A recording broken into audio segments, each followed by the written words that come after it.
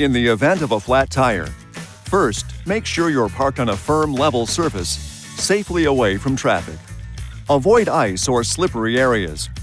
Turn off the ignition, turn the hazard lights on, and set the parking brake. If possible, block the front and rear of the wheel diagonally opposite the jacking position. For example, if the left rear tire is damaged, block the right front tire. The jack and spare tire are both stowed in the rear cargo area under the load floor. Lift the load floor and prop it upright in the groove provided. Remove the wing nut from the spare tire, then remove the spare. Remove the jack tools stowed below the spare itself. Now loosen, but do not remove the wheel bolts, one turn counterclockwise with the wheels still on the ground. Place the jack under the jacking location closest to the flat tire. Center the jack saddle inside the cutout. Do not raise the vehicle until you are sure the jack is fully engaged. Once it's engaged, turn the jack screw clockwise and raise the vehicle until the tire just clears the surface with enough room to install the spare tire.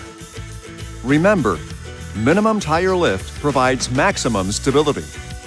Okay, now go ahead and remove the wheel bolts and wheel. Remove the alignment pin from the jack assembly and thread the pin into the wheel hub to assist in mounting the spare tire. Mount the spare tire on the vehicle with the valve stem facing out. Damage could occur if the spare tire is mounted incorrectly. Next, reinstall the wheel bolts and lightly tighten them clockwise. At this point, it's safe to remove the alignment pin. Turn the jack screw counterclockwise to lower the vehicle, then remove the jack. Once on the ground, tighten the wheel bolts. Alternate wheel bolts until you've tightened each one twice. Maximum effort should be used for final tightening of the wheel bolts. Have the tightness checked with a torque wrench by an authorized dealer or at a service station. Finally, secure the tire, jack, and tools in their proper locations, remove any blocks from the wheels, and you're ready to go.